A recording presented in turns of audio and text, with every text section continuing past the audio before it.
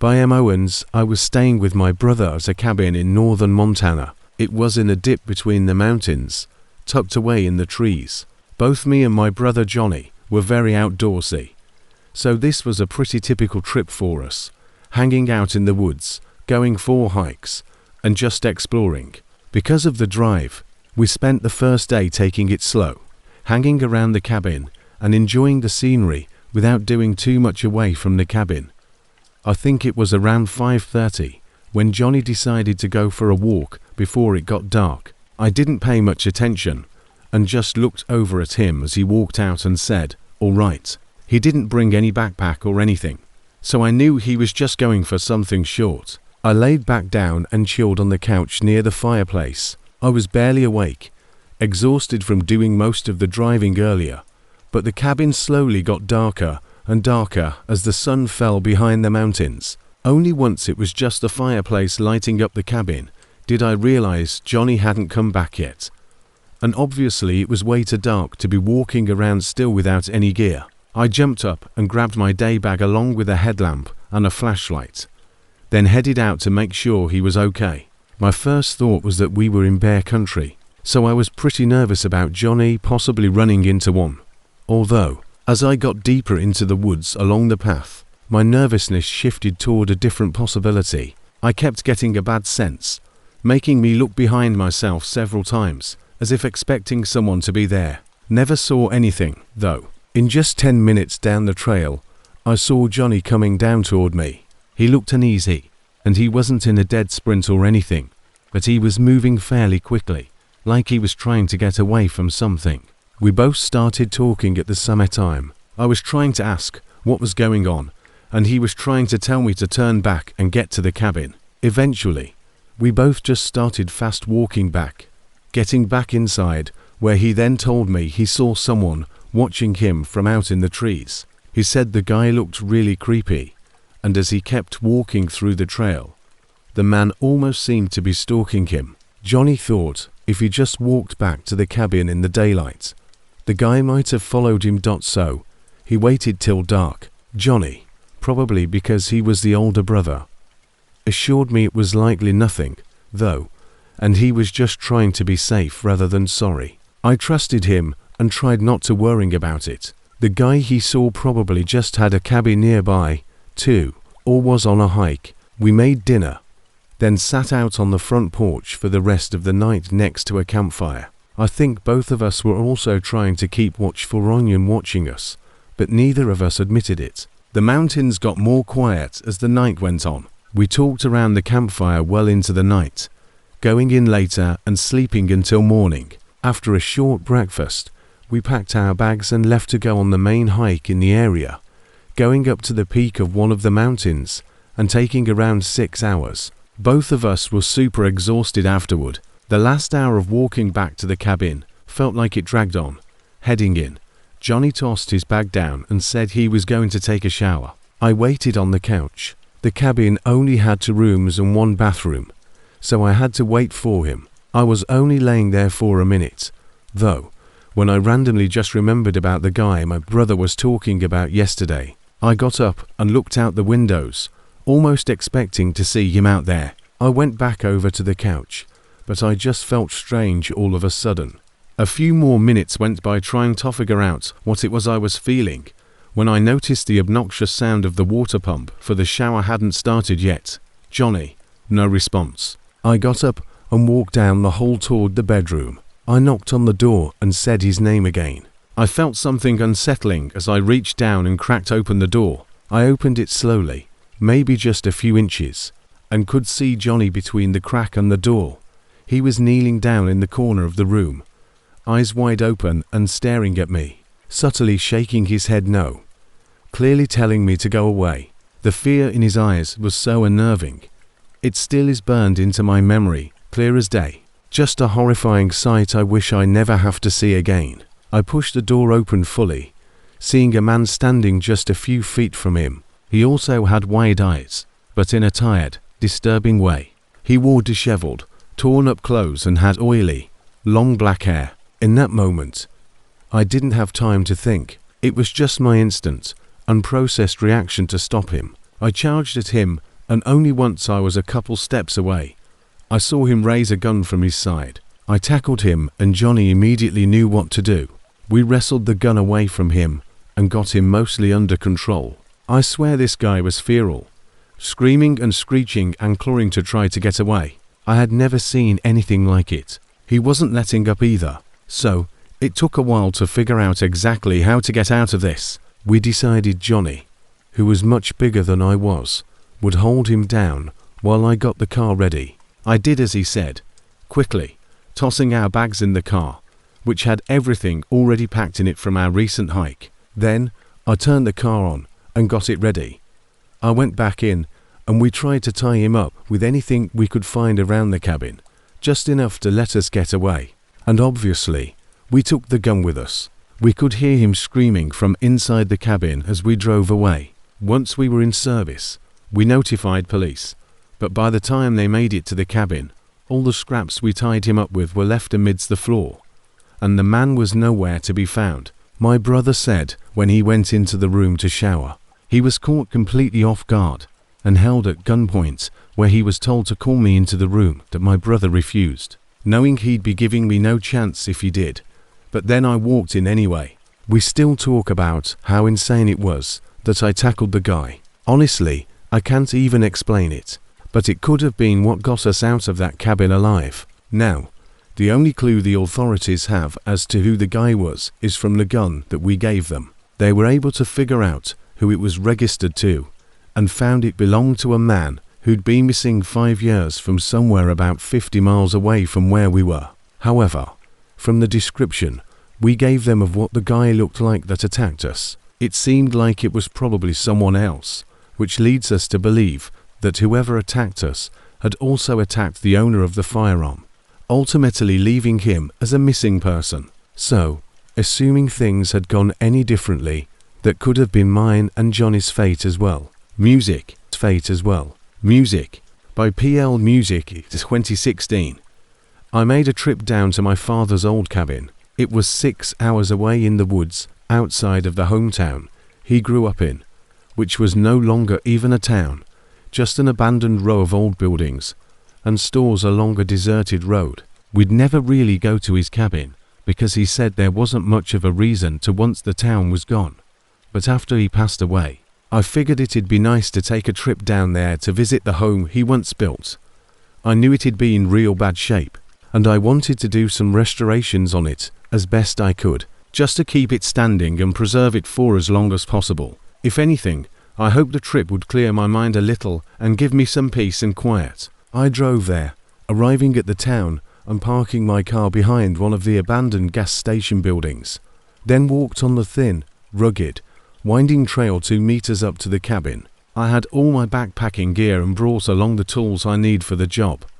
There was a part of me that knew it might have toppled already, so I was prepared to camp the night in a tent if I had to. Luckily, after making the long trek through the woods, though, I found the cabin still standing. It was in a small clearing in the trees, just a basic rectangular log cabin with vines and greenery growing up the outer walls. When I walked in, I noticed there were no locks on the door and found the interior to be in pretty awful shape. Trash scattered everywhere and a musty, unpleasant smell filling the room. It was clear that at some point someone realized this place wasn't in use and probably had stayed here, maybe for a while, although it seemed it wasn't recent. No signs of anything being there for a couple years or so. I moved what I could into the corner of the room, making a flat space to put my stuff, and with the sun already setting, I unrolled my sleeping bag and just settled in. I should mention, although I didn't hear or see anything that night, I couldn't sleep for any longer than 30 minutes at a time before waking up with a strange, disturbing feeling. It made for a really bad night. I got up at sunrise, groggy and wondering if this whole trip was a mistake. I used my little camping stove to brew up a coffee, then took a walk through the woods to clear my head. It was still kind of dark, the sun only barely peeking out through the trees. A little ways in, I found an overlook, sort of a hill, where I could see above the tree line. Thought it'd be a great place to watch the sunrise, but I found something else. I could see the abandoned town from up there. It was very far away, but there was a light. Looked like it was from a window in one of the buildings. I couldn't tell from that distance if it was from a house or a store. And it turned off suddenly a minute later, thus it made me worrying a bit about my car.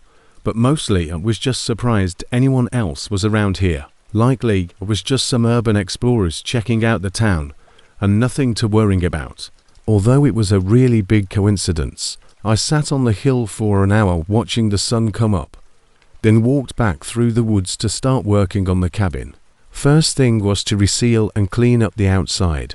I'll say though, the whole time I was out there working, I kept getting that feeling, the one I had during the night. Every time I looked back at the woods, this eerie sense loomed over me. It took me a bit to really understand what it was that I felt, but eventually I managed to grasp what I think it was. I felt like I wasn't alone. I kept working, but constantly looked over my shoulder. The possibility of anyone else being out here was genuinely unlispable. The abandoned town, sure, but here, some random woods with nothing but a decaying cabin. I thought I must have been on edge for reasons that were beyond me. Once the sun was going down, I headed inside, testing out the old wood stove. These things seemed to be undying. It fired up no problem and warmed up the cabin. I sat near it and just watched the flames. Listening to it crackles, I thought about everything. My dad, this trip, just life in general. But sometime later in the night, the crackles in the flame were suddenly accompanied by a similar sound. Cracks and crunching coming from the front of the cabin. I turned my head and listened. I only managed to realize it wasn't a wild animal and was definitely a person. Just as they got up to the front door, the wood stove suddenly felt like it was 1,000 times louder, preventing me from intently listening to whoever the hell was outside the cabin. Then they knocked and called out a name that made my whole world stop for a moment. The man called out my dad's name. It felt like it just took hold of me, making me stand up and walk up to the other side of the door in complete shock. How did he know my dad? I couldn't resist calling out and asking who he was. The man outside hesitated.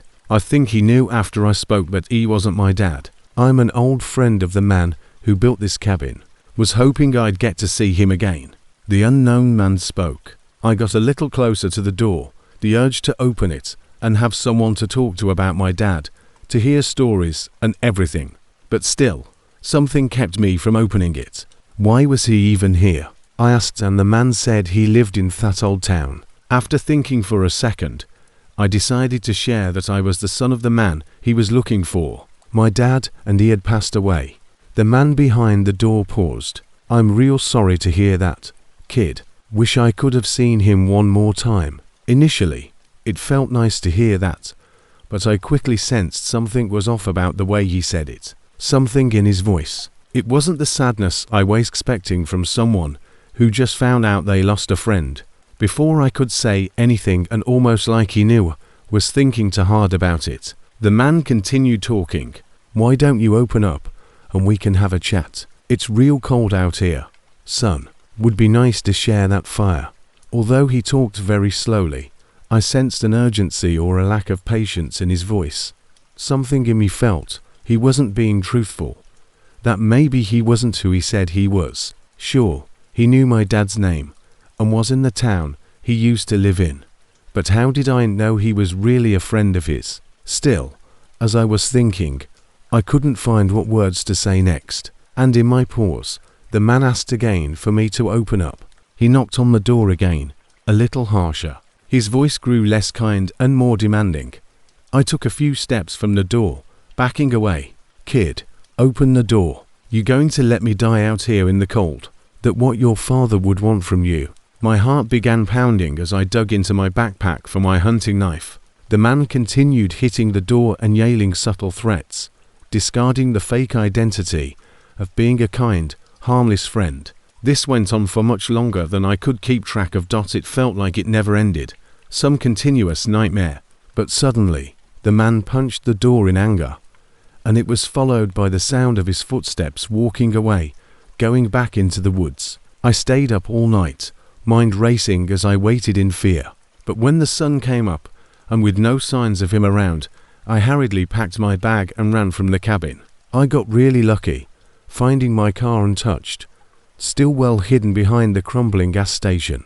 I fled from town and drove non-stop back home. I was hoping with that trip I'd get some answers or come to terms with everything, but honestly, I'm just left with more questions. I realized I never even really knew why my dad moved away from there. I guess I assumed it was because the town was dying off and everyone else was leaving. But now I think there was probably more to it. And maybe there were other reasons that he'd never brought me back to his cabin. I don't know why that man was still around there or what he really wanted from me, or how he even knew my dad at all. But something tells me he didn't have any good intentions that night. Had I let my emotions get the better of me and opened the door to invite him in, I genuinely don't think I ever would have made it out of that town. By Anonymous. This was a while ago, 2014, when I was taking a gap year from college to travel the US out of my car. When I got to the East Coast, my cousin offered me to stay at his cabin, just south of the Appalachian Mountains. I took the offer knowing it'd be nice to have an actual place to stay and take a break for a few days.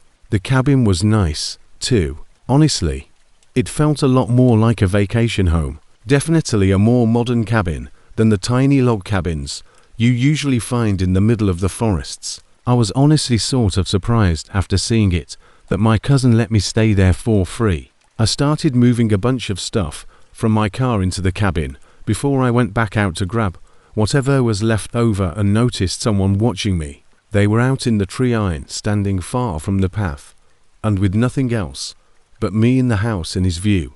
He had to be looking at me. Maybe they weren't trying to be creepy, though, and I didn't know the area. For all I knew, there could have been cabins and houses all around here, just past the trees and out of sight. I grabbed the rest and locked my car, bringing it inside, and saw the man still out there facing the cabin. As I closed the door, I sent a text to my cousin letting him know I got in okay and was all good, but also that someone was out there watching me. I just asked if he knew who it might have been.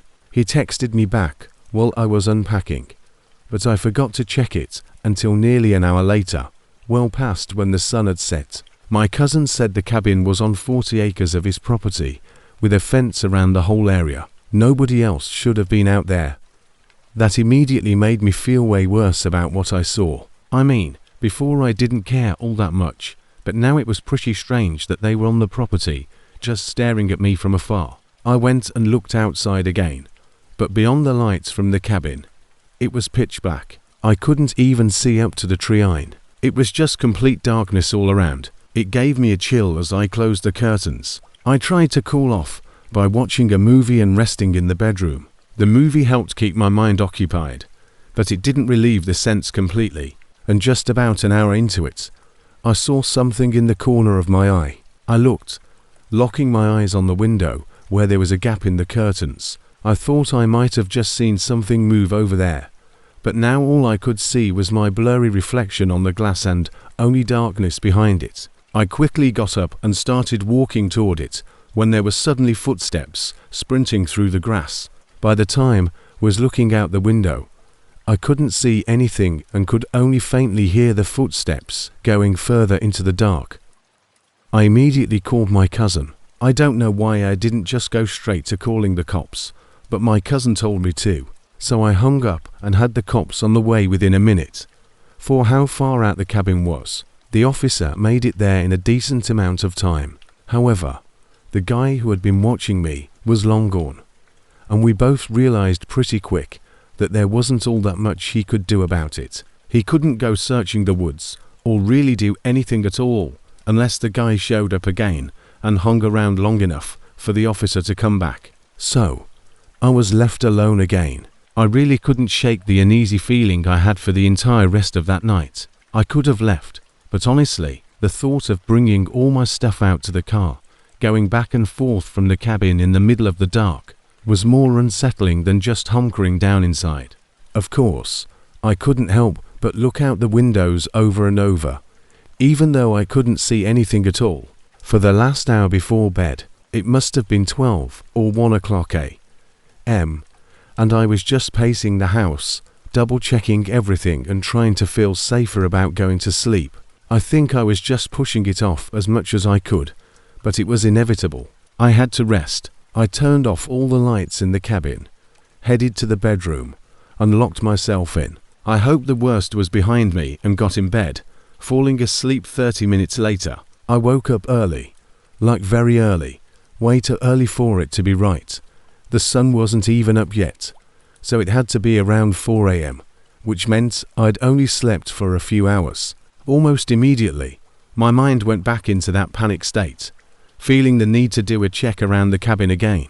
There would be no way I could go back to sleep without walking around first to make sure I was still okay. I got up and turned on the hallway light, then just listened for a second. I didn't hear anything but the heavy wind hitting the thin windows throughout the cabin. I started walking, but only got halfway down before hearing something else. It sounded like a couple thumps on the end of the cabin. I knew there was a small library kind of room and a kitchen on that end. I crept a bit closer and through the lights from the hallway. I could see the shadow of something moving near the end. I froze up, wanting to not believe the situation I was in. But the shadow suddenly stopped moving. There was a few seconds. Then it slowly started moving again before a figure appeared at the end of the hallway. Just from the shape of the figure, I knew it was the same guy that had been watching me, the one I saw out in the trees. I turned around and locked myself back in the bedroom. The silence that followed was deafening. I thought he'd chase me or try to attack me or even break down the door, but it was just silent. I could hear my heart pounding.